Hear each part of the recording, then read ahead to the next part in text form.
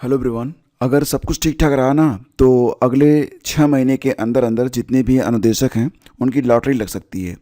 लगभग 8 से 10 लाख रुपए बन रहे हैं 2017 से अब तक अगर जोड़ा जाए प्लस एरियर के साथ, तो लगभग 8 से 10 लाख रुपए उनके बन रहे हैं। और अगर समय पर उसका भुगतान हो जाए तो सभी अनुदेशकों की बल्ले बल्ले हो सकती है। फिलहाल दोस्तों कहा गया ना कि आपको कर्तव्य करना चाहिए, बाकी फल ईश्वर उसकी तैयारी करके रखते हैं कि आपका कर्तव्य क्या है, और फल तो आपको मिलेगा ही।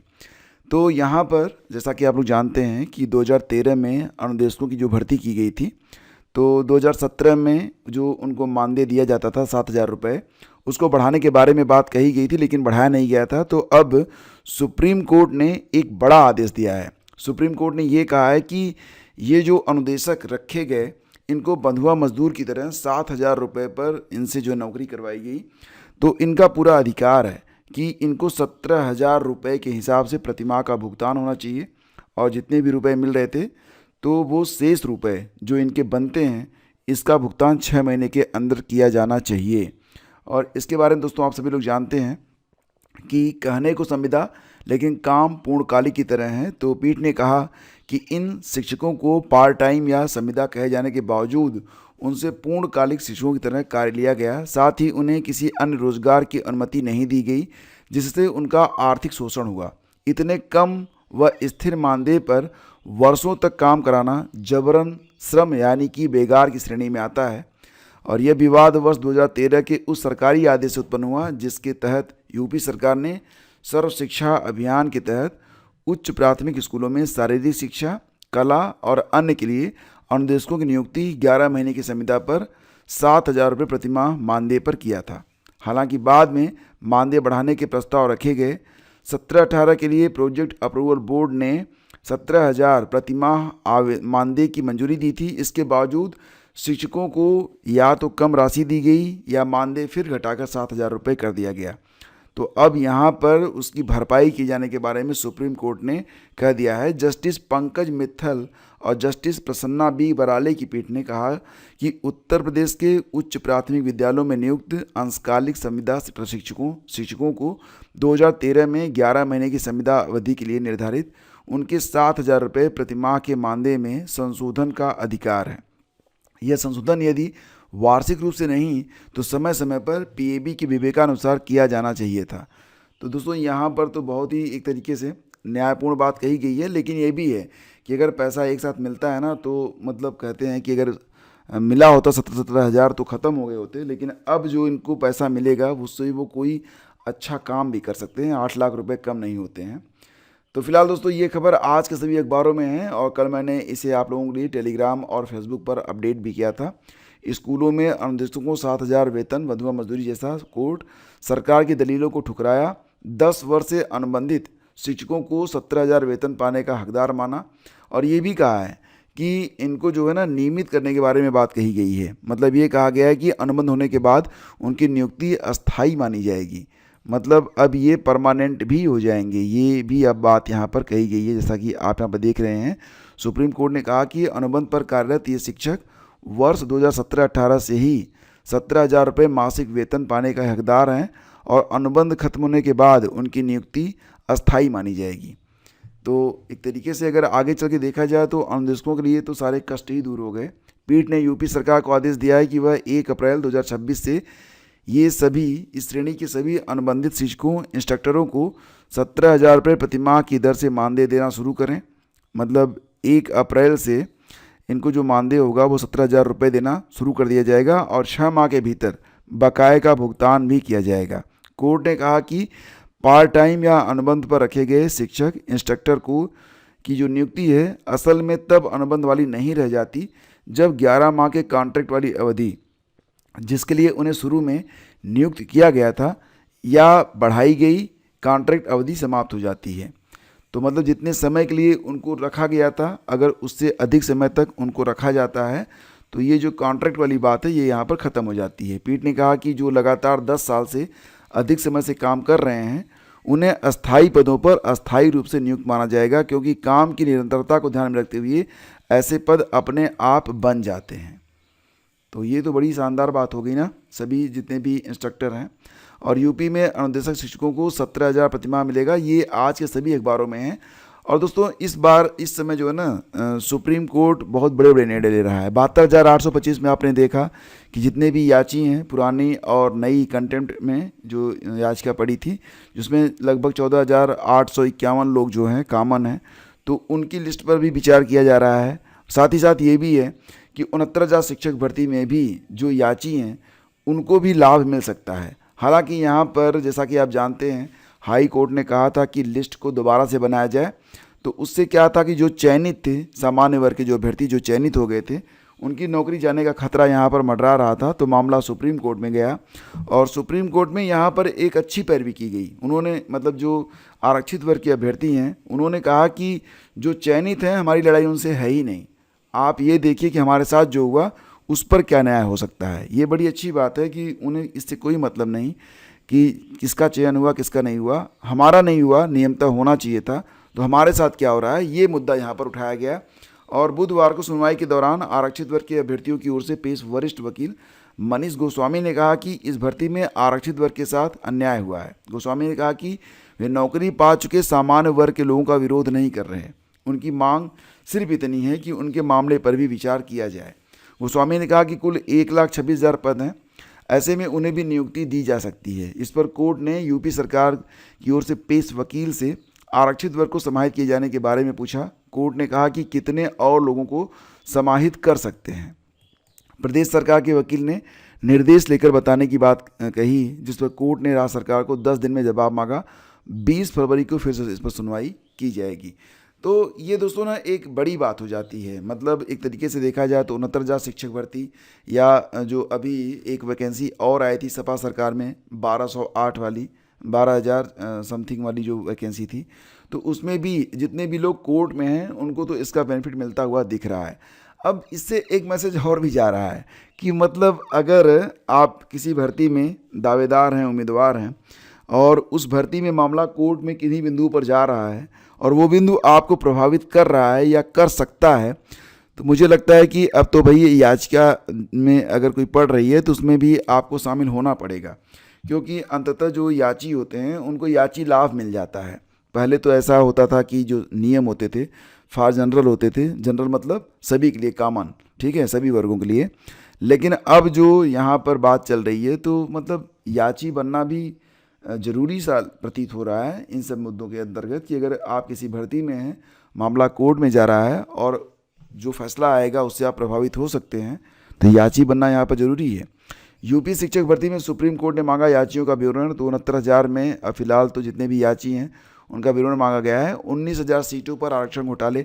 अब यहाँ पर देखो जो गलती है ना उनको भी दंडित किया जाना चाहिए। बात यहाँ पर ये है कि जब 69,000 शिक्षक भर्ती में लिस्ट बन रही थी उसी समय, अब देखो बात यहाँ पर मैं स्पष्ट कहूँगा कि 19,000 सीटों पर आरक्षण घोटाला हुआ, अगर न हुआ होता तो ये बात सुप्रीम कोर्ट क्यों कहता, ठीक है, सबसे बड़ी अदालत है। जब उन्होंने मान लिया इसका मतलब गलती हुई।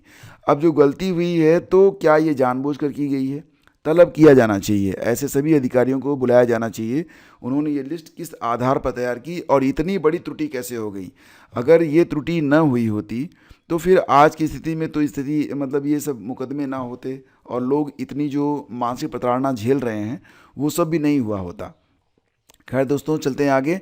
तो यूपीएससी सिविल सेवा परीक्षा को आवेदन शुरू। तो जैसा कि आप जानते हैं कि अगर आप डीएम बनना चाहते हैं, एसपी बनना चाहते हैं या आईएएस जैसी बड़े पद पर आप सुशोभित होना चाहते हैं तो आपके लिए संघ लोक सेवा आयोग की यूपीएससी की परीक्षा को देना ज़रूरी हो जाता है।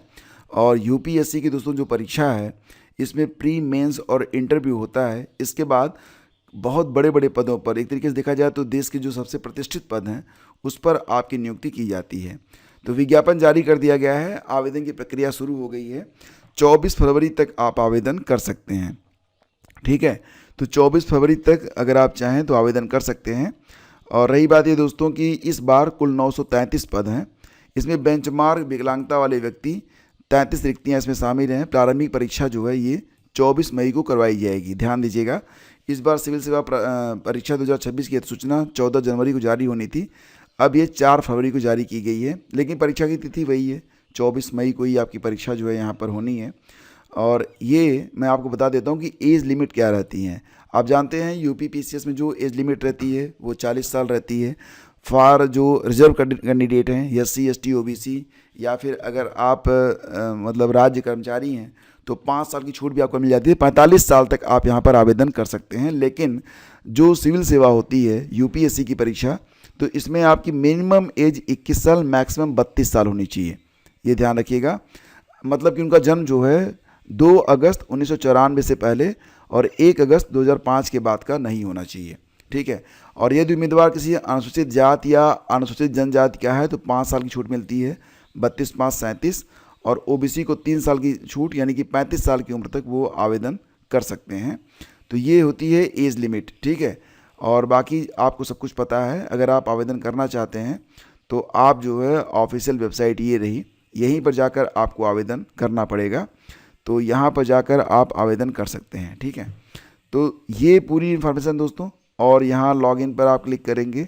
इसके बाद अगर आप पहली बार रजिस्टर कर रहे हैं तो click here to create your account, यहाँ पर आप क्लिक करेंगे और ये जो जानकारी है इसको आप देंगे। यहाँ पर check mark proceed for account creation, पहले आपको अपना OTR करना पड़ेगा, उसके बाद आप आवेदन कर पाएंगे। और 2024 में यूपी पीसीएस की जो परीक्षा हुई थी, आपको ये भी पता है कि इसकी मेंस की परीक्षा भी करवाई जा चुकी है। और अब यहाँ पर मेंस में जो लोग उत्तीर्ण हुए हैं फॉर इंटरव्यू, तो उनके लिए यहाँ पर लिस्ट जारी कर दी गई है। कुल 2719 अभ्यर्थियों को इंटरव्यू के लिए सफल घोषित किया गया है। तो 60 रिक्तियाँ ऐसी हैं जिस पर जो चयन है वो केवल लिखित परीक्षा के आधार पर होगा, इंटरव्यू नहीं होगा। तो उसके लिए तो फिलहाल जो इनका परिणाम है वो भी जब फाइनल रिजल्ट आएगा ना उसके साथ ही किया जाएगा। तो कुल जो 60 रिक्तियाँ हैं इनको छोड़ते हुए 887 रिक्तियाँ जिन पर चयन जो है लिखित परीक्षा और साक्षात्कार के माध्यम से होना है, तो इस पर 2719 अभ्यर्थी जो है सफल हुए हैं। और ये पूरी लिस्ट जारी कर दी गई है जो कि ऑफिशियल वेबसाइट पर है। तो अब जो अभ्यर्थी हैं जो सफल हुए हैं मुख्य परीक्षा में वो इंटरव्यू में शामिल होंगे। तो ये 2 इन्फॉर्मेशन, और इसी के साथ यहाँ पर है पीसीएस मुख्य परीक्षा में इंटरव्यू के लिए 2719 अभ्यर्थी सफल। और फिलहाल अभी बात करें अगर अंतिम चयन परिणाम के बाद जारी होंगे प्राप्तांक कट ऑफ, तो इसकी भी डिमांड बहुत लंबे समय से की जा रही थी। अभी देखते हैं कि आगे क्या होता है। दोस्तों एक बड़ा अवसर भी आपके सामने है। फरवरी में ही आपको बिहार में शिक्षक भर्ती परीक्षा का जो चौथा चरण है इसका भी विज्ञापन देखने को मिल सकता है। चौथे चरण में 44,000 शिक्षकों की बहाली होनी है। इसमें कक्षा 1 से 5, 6 से 8, 9, 10 और 11, 12 सभी स्तर पर भर्तियां की जाएंगी। देखा जाए दोस्तों अगर टीजीटी पीजीटी लेवल पर यानी कक्षा 9, 10 और 11, 12 के लिए जो भर्तियां हैं इनकी संख्या 25,000 यहाँ पर बताई जा रही है। बाकी कक्षा 1 से 8 तक के लिए 19,000 पदों पर नियुक्ति जो है वो की जाएगी। हालांकि बिहार के जो अभ्यर्थी हैं उनके लिए 85% जो सीटें हैं वो आरक्षित रखी गई हैं, और बाकी जो सीटें हैं 15% सीटों पर ही केवल अदर स्टेट वाले आवेदन कर सकते हैं। मतलब ये कि अगर आप उत्तर प्रदेश से हैं और इस भर्ती में शामिल होना चाहते हैं तो आपको कठिन मेहनत करनी पड़ेगी, क्योंकि केवल 15% सीटें ही आपको यहाँ पर दी जा रही हैं। तो कुल मिला के बीपीएससी से जो है ये विज्ञापन यथाशीघ्र जारी होने जा रहा है। तो 1 से 8 तक 19,000 और टीजीटी लेवल पर 9 से 10 के लिए 12,000 और 11 से 12 मतलब कि पीजीटी लेवल पर 13,000 भर्तियां यहाँ पर होनी हैं। कुल 44,000 भर्तियों के बारे में बात की जा रही है। आपको तैयारी दोस्तों अभी से स्टार्ट करनी पड़ेगी, आप इंतज़ार मत करिए, क्योंकि आपको ये भी पता है कि बीपीएससी जब फॉर्म भरवाता है तो फिर आपको ज़्यादा टाइम नहीं देता है। कभी कभी तो फॉर्म भरते भरते ही परीक्षा हो जाती है। तो ये सारी अपडेट आज के अखबारों में है। ट्रांसपोर्ट विभाग में 2006 और 2011 में आई थी इंस्पेक्टर भर्ती। बहुत सारी भर्तियां दोस्तों ऐसी भी हैं कि लड़ाई तो बहुत लंबी लड़ी गई लेकिन अंततः हाथ खाली भी रहते हैं। जैसा कि आप जानते हैं कि एक भर्ती 2004 में आई थी टीजीटी लेवल की, तो यहाँ पर 22 साल हो गए। एक इसमें अभ्यर्थी थी अर्चना मौर्य, ये सफल थी लेकिन चयन बोर्ड ने बिना कोई कारण बताए उन्हें फेल कर दिया था। बाद में आरटीआई में पता चला कि वो परीक्षा में पास थी। चयन बोर्ड की चक्कर काटने के बाद हारकर अर्चना ने 2016 में हाई कोर्ट में याचिका कर दी। हाई कोर्ट ने 6 जनवरी को मामले का निस्तारण करते हुए चयन बोर्ड को याचिकाकर्ता की अयोग्यता का कारण बताने का निर्देश दिया। ये अलग बात है कि अब चयन बोर्ड ही समाप्त हो चुका है। इसी प्रकार उत्तर प्रदेश लोक सेवा आयोग ने 9 सितंबर 2006 को परिवहन विभाग में रीजनल इंस्पेक्टर टेक्निकल की भर्ती निकाली थी। उसके बाद 5 फरवरी 2011 को असिस्टेंट रीजनल इंस्पेक्टर टेक्निकल के 36 पदों पर भर्ती निकाली। दोनों विज्ञापन की परीक्षा 25 मई 2011 को कराई गई। हालांकि इसका परिणाम जारी होने से प्रदेश सरकार ने आयोग को 9 अक्टूबर 2012 को सूचित किया कि 3 मई 2011 को दोनों पद मिलाकर एक कर लिए गए हैं और अब टेक्निकल जो असिस्टेंट रीजनल इंस्पेक्टर टेक्निकल के पद हैं वो नहीं हैं। इसके बाद आयोग को दोनों ही विज्ञापन निरस्त करने पड़े और फिर जो आपको पता ही है कि मामला जो है कहाँ से कहाँ पहुंच गया है। तो ये सारी अपडेट आज के अखबारों में है। और बेटा देगा बोर्ड परीक्षा, पिता करे सीटीटी की तैयारी, पहाड़ों पर हिमपात और बारिश, मैदानी इलाकों में ठंडी हवाओं से बड़ी कंपकपी। तो फ्रेंड्स, ये थी आज की पूरी अपडेट। थैंक यू हमसे जुड़ने के लिए। हम मिलते हैं आपसे अगले वीडियो में। आज्ञा दीजिए। नमस्कार, जय हिंद।